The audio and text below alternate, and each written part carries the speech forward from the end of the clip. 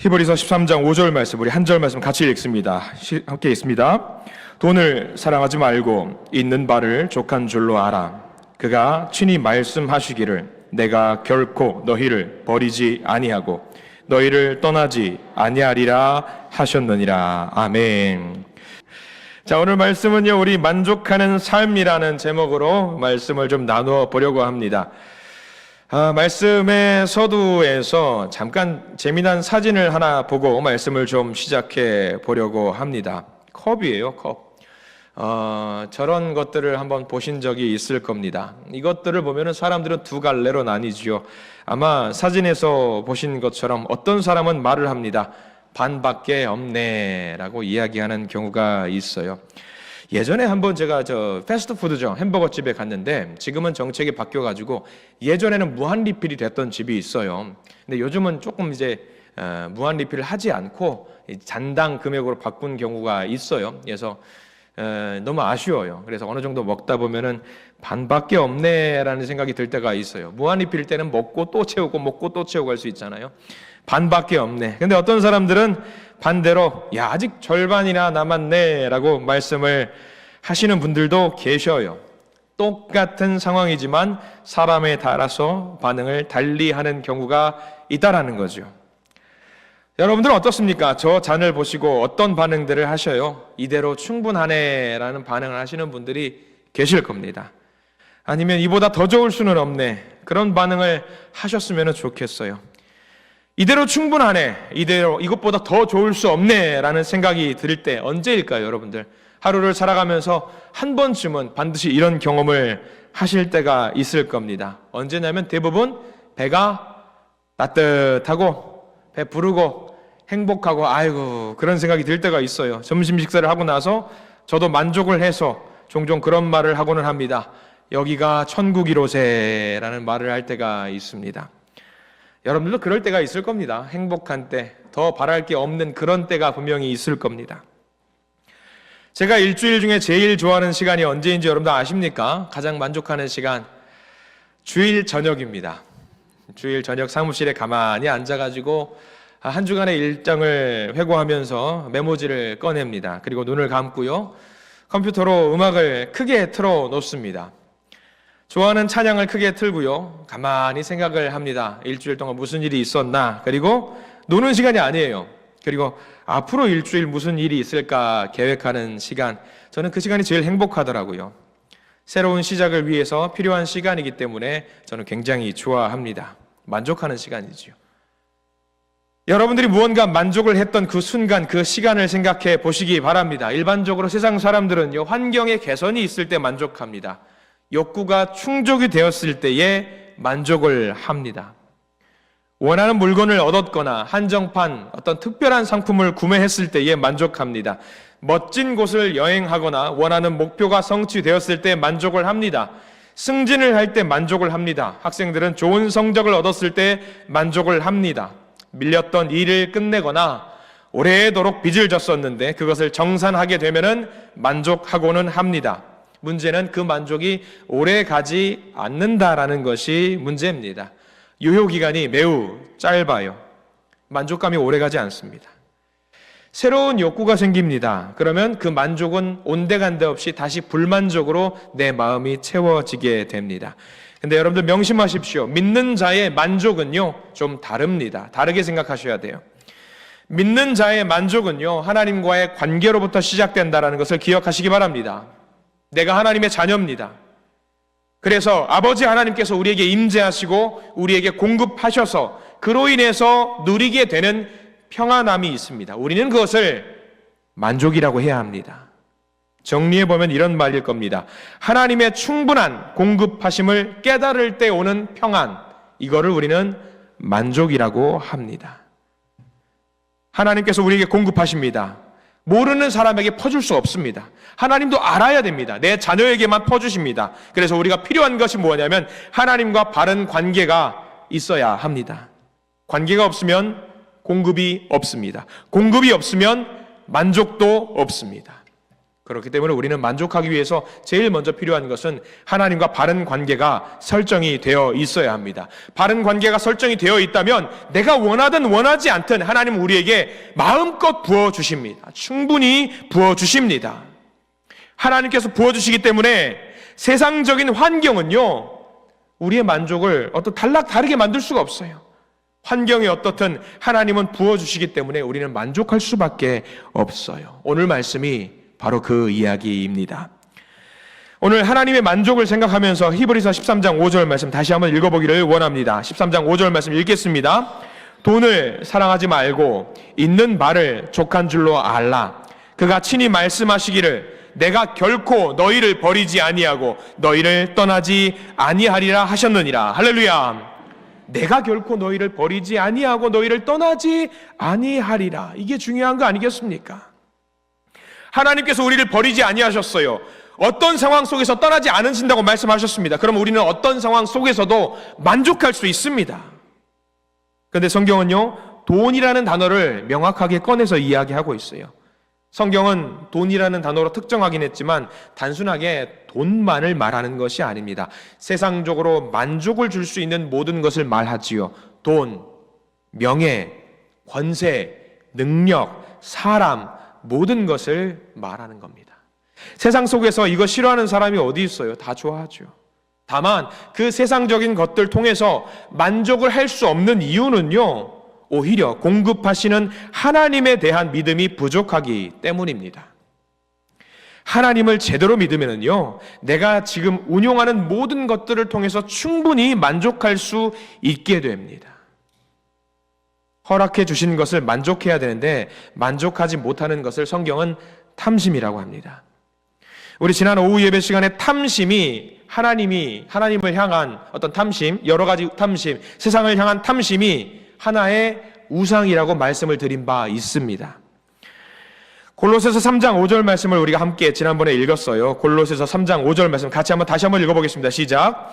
그러므로 땅에 있는 지체를 죽이라. 곧 음란과 부정과 사욕과 악한 정욕과 탐심이니 탐심은 우상 숭배니라. 이 말씀 기억을 하시는 분들이 계실 겁니다. 내 마음에 탐심이 자꾸 생긴다라는 것은 우리의 필요를 아시고 채우시는 분이 계시는데, 그 하나님이 계시는데 하나님을 믿지 못한다라는 거거든요. 이건요, 하나님을 제대로 믿으면 해결이 됩니다. 주신 것으로 만족할 수 있게 되거든요.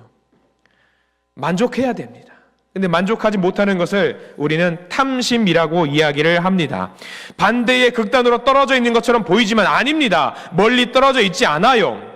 여러분들, 엘리사 선지자가 활동하던 때가 있습니다. 아람이라는 이웃나라 군대 장관 나아만이라는 사람이 있습니다. 이 나아만이라는 사람이 병에 걸렸어요. 무슨 병에 걸렸냐면 나병이라고 하는 병에 걸렸습니다. 문둥병이지요. 죽는 병입니다. 백방으로 치료하려고 노력을 했지만 답을 찾지 못했습니다. 상태는 점점 악화됩니다. 우연찮게 이웃나라의 엘리사 선지자의 이야기를 듣습니다. 그를 만나면 나을 수 있다고 이야기를 들어요. 그래서 국경을 넘어서 군대 장관이 엘리사를 찾아갑니다. 엘리사는 선지자가 말도 안 되는 치료법을 엘리사 선지자가 제시를 합니다. 뭐냐면 근처에 있는 요단강이 있는데 요단강에 가서 7번 목욕을 하라고 하는 거지요. 이게 정말 어이없는 처방입니다. 왜냐하면 요단강은요, 흙탕물이에요. 대부분이 흙탕물이에요. 장소에 따라서 맑은 곳도 있지만 전체적으로 흙탕물이 요단강입니다. 그러면 흙탕물에 목욕을 하면 몸이 어떻게 되겠습니까? 오히려 더 더러워지겠지요. 당황스러운 처방, 그래도 해보자고 해서 씻었습니다. 그리고 고침을 받았어요. 엘리사가 얼마나 고마워요. 죽을 수밖에 없는 죽을 병인데 엘리사가 처방을 해줘서 고침을 받았으니까 이 나아만 장군은 인간적인 도리를 하려고 합니다. 선물을 엘리사에게 줍니다. 선물의 양이 어마어마합니다. 금 50kg, 현재 시가로 보자면 90억이 넘습니다. 엄청난 돈이죠. 은은 340kg, 시가로 계산해 보니까 지금 10억이 조금 넘습니다. 그리고 명품 옷도 10벌 정도 제공을 합니다. 실로 어마어마한 선물을 엘리사에게 제공을 합니다. 저는 금이라는 것이 세상에 존재하기는 하는 건지 본 적이 없어요. 여러분들은 금을 보신 적이 있습니까? 저는 본 적이 없습니다. 은 본 적이 있으세요? 저는 본 적이 없습니다. 명품 옷을 본 적이 없습니다. 근데 이런 옷들을 선물을 하면 여러분 보기만 해도 어떤 마음이 생길 것 같아요? 아무리 제 아무리 선지자라고 할지라도 휘황찬란한 어마무시한 것들이 있으면은요, 눈이 돌아가게 마련입니다. 죽을 병에 걸린 사람을 살려줬는데 한 나라의 군대 장관이라면 그래요, 그 정도 선물할 수 있습니다. 그런데 그 상황 속에서 그 많은 것들을 보면서 탐심이 생기지 않고 엘리사가 뭐라고 말하는 줄 아세요? 열왕기하 5장 16절에 이런 말씀이 기록이 되어 있습니다. 자, 함께 읽습니다. 시작. 이르되 내가 섬기는 여호와께서 살아계심을 두고 맹세하노니 내가 그 앞에서 받지 아니하리라 하였더라. 나아만이 받으라고 강건하되 그가 거절하니라 라고 나와요. 제가 그 자리에 있었다라고 한다면 저는 흔들렸을 것 같아요. 조금이라도. 왜 흔들렸을까요? 여러분들도 교회에서 사역을 하는 사역자분들이시잖아요. 교회 사역을 하다 보면은요, 제일 곤궁하고 어려울 때에 뭐가 생각납니까? 돈이 생각나요. 돈이 생각납니다. 이렇게 저렇게 해서 교회 시설도 보수하고 고치고 새로 구매할 것은 사고 프로그램을 좀 도입도 하고 재정적인 문제가 확충이 되면은요, 해결될 수 있는 문제들이 너무나도 많아요. 재정적인 문제가 해결이 되면은요, 너무 감사하거든요. 그런 재정적인 것들에 눈이 돌아가기 마련입니다. 근데 엘리사는 지금 그 상황 속에서 다 내려놔요. 저거 필요 없다라고. 하나님이 인도하실 거라고 믿음으로 나가는 거죠. 지난 목요일쯤이었던 것 같습니다. 여러분들 주보 보시면은요, 우리 교회가 섬기는 선교지라고 해서 여러 교회와 단체가 있습니다. 여기 주보에 보면은 국내 선교해서 제일 첫 번째로 나와 있는 교회가 하나 있어요. 교회가 해남에 있는 해남 모동교회라는 곳이 있습니다. 저는 김영순 목사님께서 저에게 전화를 주셨어요. 저는 김영순 목사님을 뵌 적이 없어요. 지난 목요일 날 전화가 왔습니다. 모르는 번호로 전화가 나왔기에 누군가 싶어가지고 전화를 받았습니다. 근데 처음에 김영순 목사님이 말씀하시기를 저 해남 모동교회 김영순 목사입니다라고 이야기를 하셔요. 처음에 누군지 몰랐어요. 근데 이제 설명을 해주시더라고요. 우리 교회에서 꾸준히 여러분들의 헌금으로 우리 하나님의 인도하심을 따라서 선교비를 지원받는 교회였습니다. 여전히 어떠세요, 목사님? 사역하기는 어렵지 않습니까? 라고 말씀을 드리면서 담소를 좀 나누었습니다. 그러면서 목사님이 뜬금없이 그런 이야기를 해요. 제가 우리 한신교회에 받은 은혜가 너무 커요. 그래서 오늘 교회로 쌀을 좀 보냈습니다. 그래가지고 우리 교회에 40kg 쌀을 보내주셨고요. 어제 도착해서 그 식당 옆으로 갖다 놓으신 것 같아요. 목사님, 이런 거 안 보내주셔도 됩니다. 우리 열심히 서로 교제하고 기도함으로써 서로 힘내서 사역하면 됩니다. 김영수 목사님이 말씀하시는 거예요. 목사님, 저희 교회가 도와주셔서, 울산 한신교회가 너무 잘 도와주셔서 우리가 이제는 자립하게 됐어요. 결산을 좀 해보니까 1억이 조금 안 되는 돈으로 교회를 꾸려나갔고요.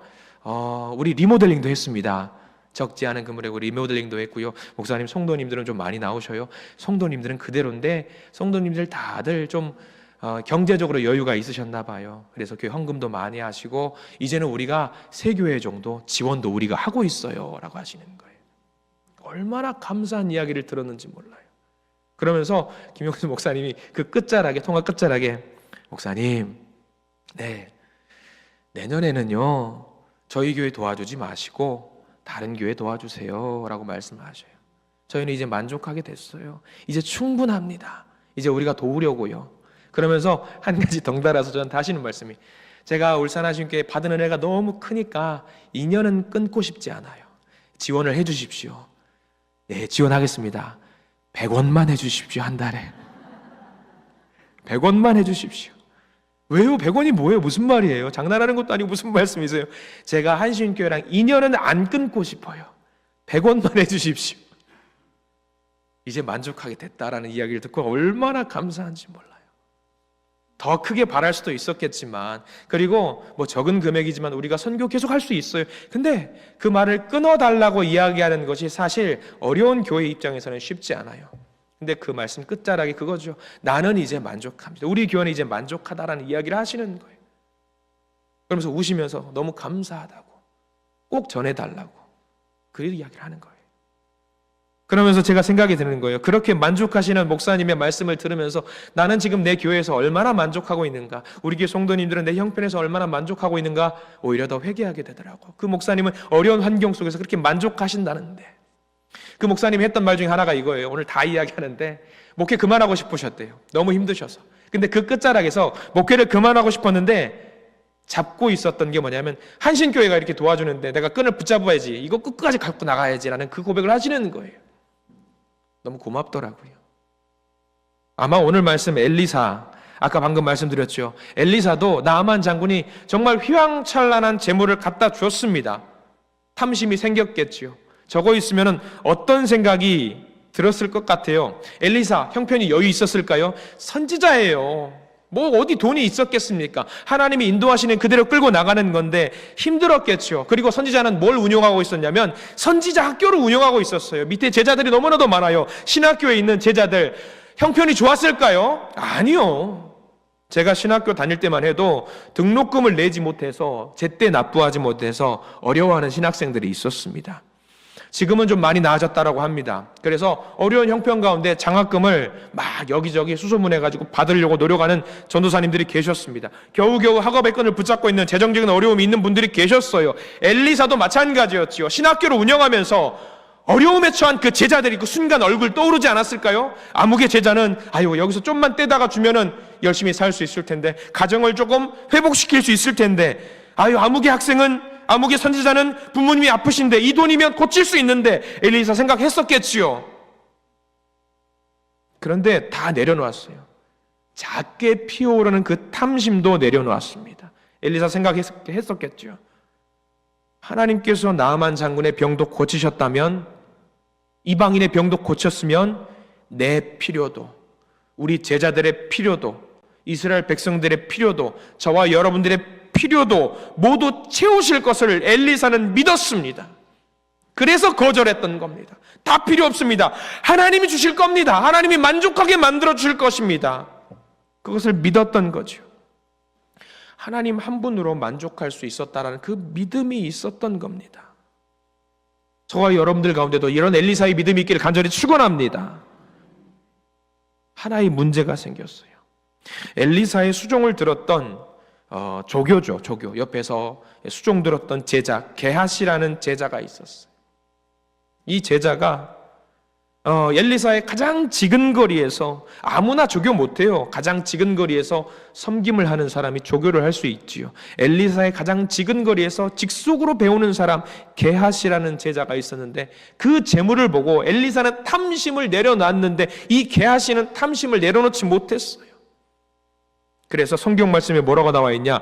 열왕기하 5장 20절 후반부에, 열왕기하 5장 20절에 이런 말씀, 게하시의 말입니다. 같이 함께 읽겠습니다. 여호와께서 살아 계심을 두고 맹세하노니 내가 그를 쫓아가서 무엇이든지 그에게서 받으리라. 게하시는 탐심을 이겨내지 못했습니다.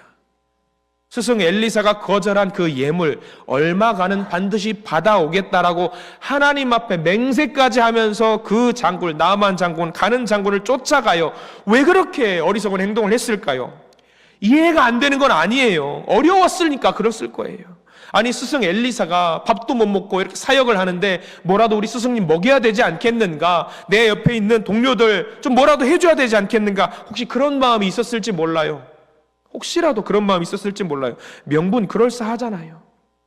그런데 명분이 있었다라고 할지라도 탐심을 따라서 행동했다라는 것은 부정할 수가 없어요.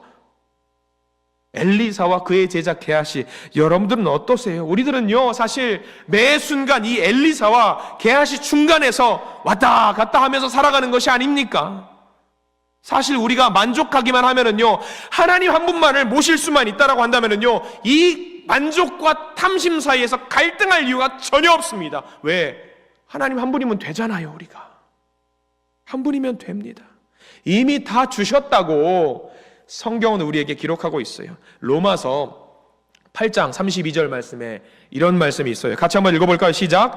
자기 아들을 아끼지 아니하시고 우리 모든 사람을 위하여 내주신 이가 어찌 그 아들과 함께 모든 것을 우리에게 주시지 아니하겠느냐. 할렐루야. 모든 것을 주시겠다고 하셔요. 아들도 주셨는데 뭔들 못 주시겠다라는 거지요.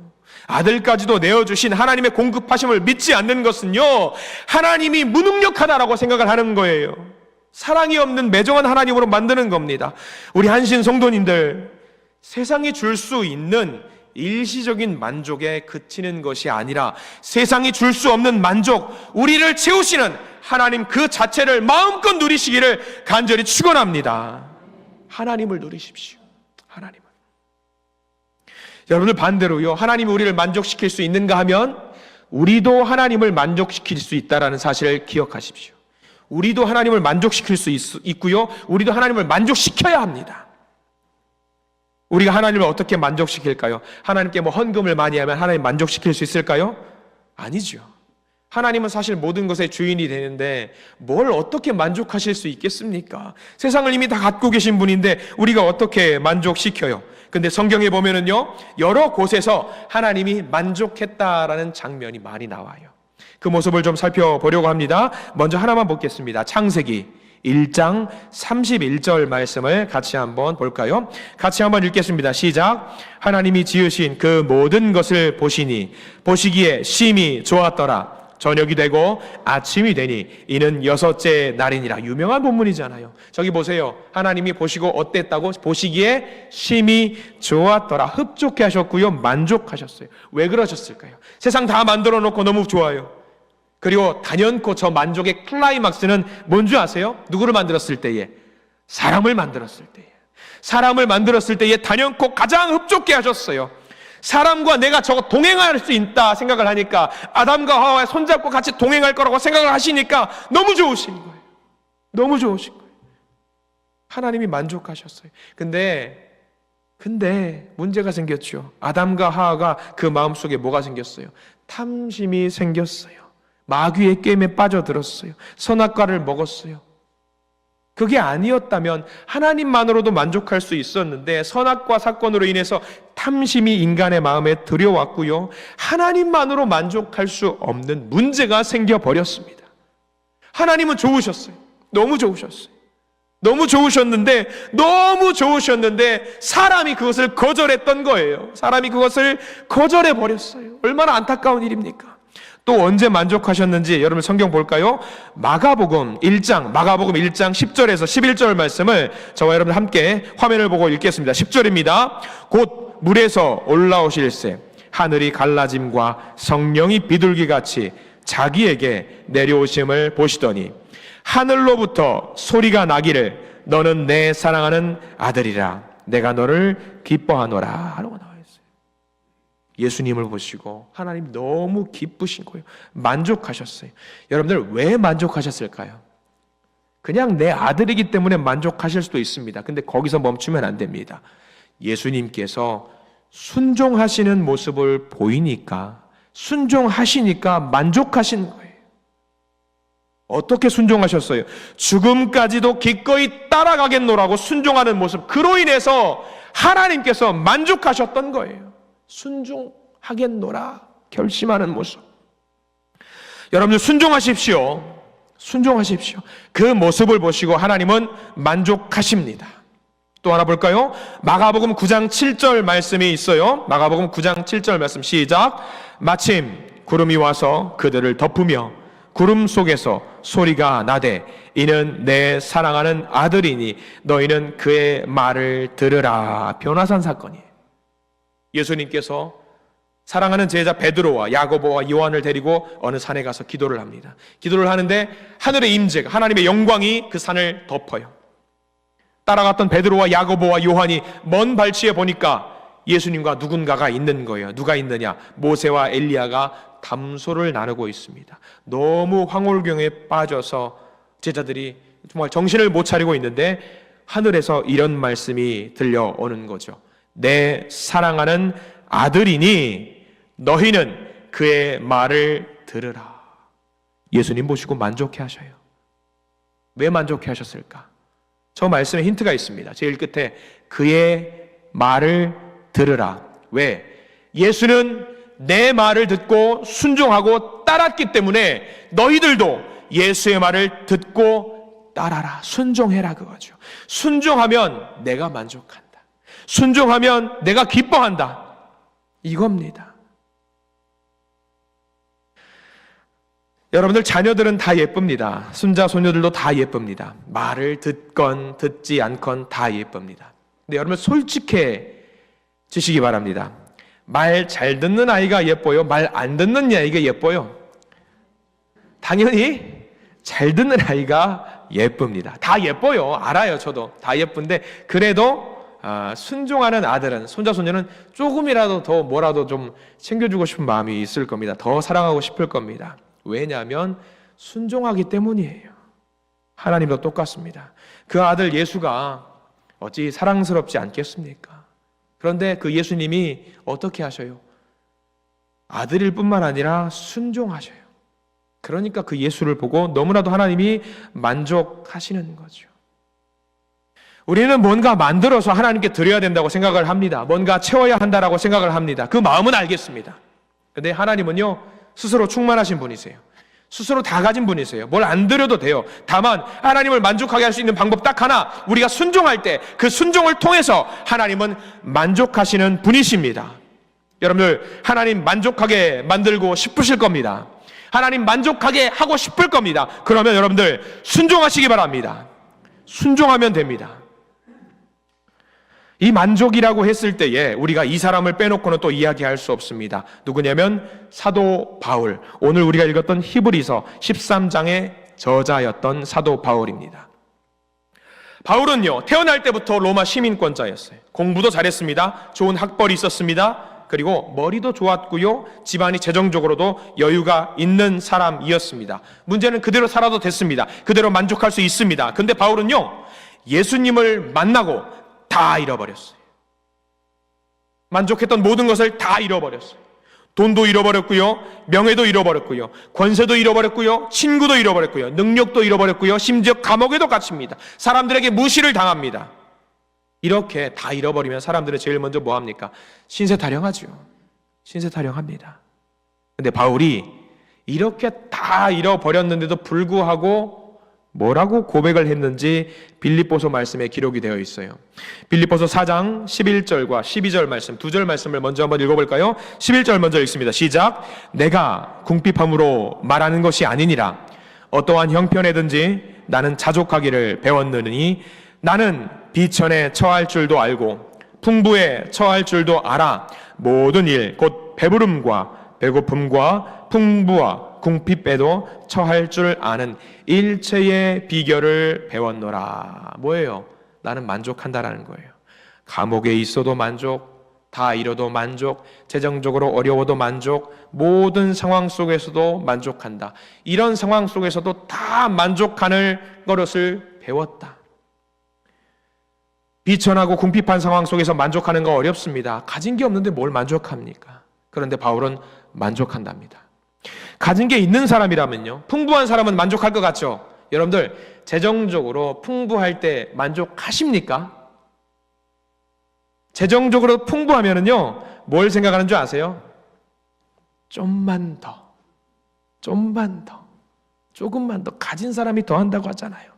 그래서 풍부한 사람은 없는 사람보다 만족하는 게 더 어렵답니다. 더 어렵대요.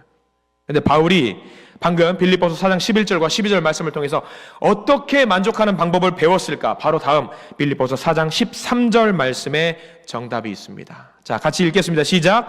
내게 능력 주시는 자 안에서 내가 모든 것을 할 수 있느니라. 한 번 더 읽겠습니다. 내게 능력 주시는 자 안에서 내가 모든 것을 할 수 있느니라. 할렐루야. 주님 안에서 모든 것을 할 수 있대요.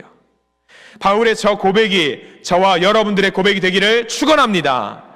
주님으로 만족하는 저와 여러분들 되시기 바랍니다. 주님으로 말미암아 만족하게 되면은요, 정서적으로 우리가 안정을 누릴 수 있게 돼요. 바울은 돌에 맞아 죽을 뻔했어요. 배가 파손이 돼서 죽을 뻔했어요. 보통 이렇게 되면은요, 누군가 손만 들어도 막으려고 방어 자세를 취합니다. 배만 봐도 울렁울렁거릴 거예요. 근데 그런 트라우마가 있을 법한데 쉬지 않고 선교 여행을 다녔어요. 왜? 마음에 평정심이 있었거든요. 그 마음에 누가 있었어요? 하나님께서 있었으니까. 시편 4편 8절 말씀이 있는데 아마 다윗의 시편인데 바울은 저런 고백을 쉬지 않고 했을 겁니다. 같이 읽겠습니다. 시작. 내가 평안히 눕고 자기도 하리니 나를 안전히 살게 하시는 이는 오직 여호와 신이이다. 아멘. 어떠한 험난하고 시련이 있더라 할지라도 우리 교회 성도님들 중에 그런 분들 계세요. 베개를 머리에 대기만 하면 주무시는 분이 계시죠. 그거 하나님이 주시는 복이라는 것을 명심하시기 바랍니다. 굉장히 큰 복이에요, 이거. 베개를 했는데 불은 다 껐고 무슨 소리가 들려요. 바스락 소리가 들리면 벌떡 일어나요. 그런 분이 계시는가 하면 베개를 머리에 댔는데 무조건 잠자는 사람이 있어요. 이게 하나님이 주시는 만족감입니다. 평안한 거예요. 이렇게 다윗은요, 사울에게 쫓기는 상황 속에서도 평안히 눕고 잤어요. 바울도 마찬가지였답니다. 외부적인 조건에 의해서 영향을 받지 않아요. 왜? 내 안에 누가 계시니까? 하나님이 계시니까. 만족하는 거죠. 또 하나, 하나님과 만족하는 관계가 되면은요, 재정적인 자유를 줍니다. 뭐가 많아져서 재정적인 자유가 생기는 게 아니에요. 비교하게 되니까 우리가 재정적으로 없다고 불만족을 갖게 되는 거 아니겠습니까? 내 안에 만족의 핵심인 예수 그리스도가 있으면은요, 다른 사람과 비교할 이유가 없어져요. 비교하는 이유, 우리가 만족을 못하게 되는 이유, 비교해서 그래요. 누군가와 비교해서. 친한 세 여자 세 분이 모였다고 합니다. 친한 세 분 중에 한 분이 생일이었던 것 같아요. 밥을 먹고 차를 마시고 대화를 나눕니다. 그러면서 지난번 생일에 받았다면서 귀걸이를 보여주는 거예요. 그럴싸한 귀걸이를 보여줘요. 그래서 오늘 생일을 맞이한 여성분은 너무 속상해요. 친구가 귀걸이를 예쁜 걸 하고 오니까 너무 속상하는 거예요. 오늘 생일이니까 집에 가서 남편의 퇴근을 기다립니다. 남편이 오면은 뭐라도 줄 거라고 생각을 했던 것 같아요. 오자마자 남편이 뭐라고 합니까? 밥 좀 줘, 국 좀 줘, 반찬 좀 줘. 그리고 막 뭐라도 줄 알고 양껏 차려줬어요. 배부르게 먹었습니다. 남자는 만족했어요. 너무 행복해요. 그래서 소파에 퍼져서 널브러져 있어요. 그 남편을 보고 여자가 말을 합니다. 남편이야, 왼수야. 먹고 나면 뭐라도 있겠지. 저렇게 한숨 쉬고 나면은 뭐라도 있겠지. 근데 아무것도 없습니다. 여러분, 남성분들 하다못해 편의점 가서 초콜릿이라도 사다가 아내분들에게 주시기 바랍니다. 여러분, 그렇게 해야 돼요. 그 여자분이 계속 그렇게 있다가 너무 속상해서 그날 밤에 자기 전에 울었대요. 다 자는데, 가족들 다 자는데 혼자 부엌 식탁에 흐느껴서 기도했대요. 주님, 그래도 제 생일인데, 주님, 그래도 제 생일인데, 아이고, 어쩔 수 없습니다. 저는 주님 한 분만으로 만족할랍니다, 주여. 근데 그 소리를 누가 들어요? 남편이 들어요. 아이고, 누가 우는 소리가 청승맞게, 아이고, 뭔 소리야 하고 왔는데 들어요. 남편이, 불사, 오늘 내 아내 생일이었구나. 너무 미안한 마음이 들었대요. 그래서 퇴근길에 그 다음날 무심하게 작은 반지라도 선물했대요. 그 여자가 그 반지를 작은 걸 보고 어때요? 너무 기뻐요. 너무 기뻐요. 웃자고 하는 이야기일 수 있겠지만 여러분들, 이 반지도 유효기간이 얼마나 될 것 같아요? 얼마 안 돼요. 일주일 지나면 어디 서랍에 놓고 어디 있었어? 그러고 있을 거예요. 얼마 안 돼요. 근데 이 재정적인 상황, 어려운 여러 가지 상황 속을 극복할 수 있는, 무한대로 우리가 만족할 수 있는 것, 하나님을 내 안에 모시면 된다라는 겁니다. 하나님을 모시면 돼요. 그래도 반지는 갖고 싶으시잖아요. 예, 아멘 하시는 분에게 놀라운 역사가 있길 기도합니다. 하나님으로 만족하게 되면은요, 또 하나 있어요. 신앙적으로 우리는 성장할 수 있게 됩니다.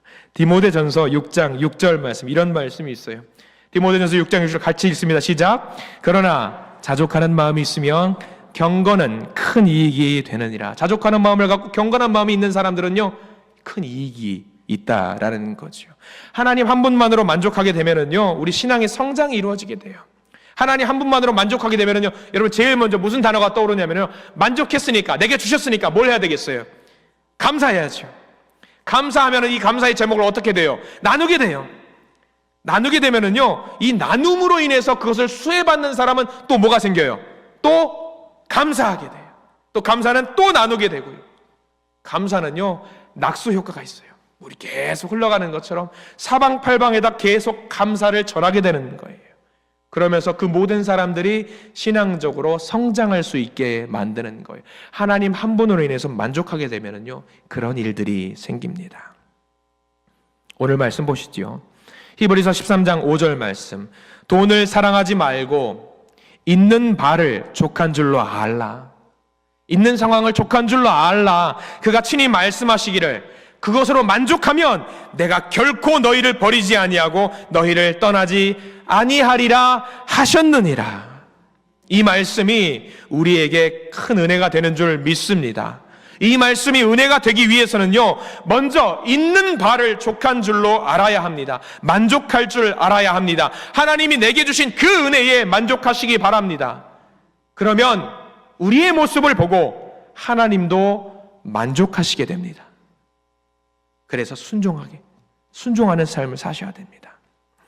오늘 이 말씀이 일주일을 살아가는 우리에게 큰 은혜의 양식이 되기를 소망합니다. 내가 결코 너희를 버리지 아니하고 너희를 떠나지 아니하리라.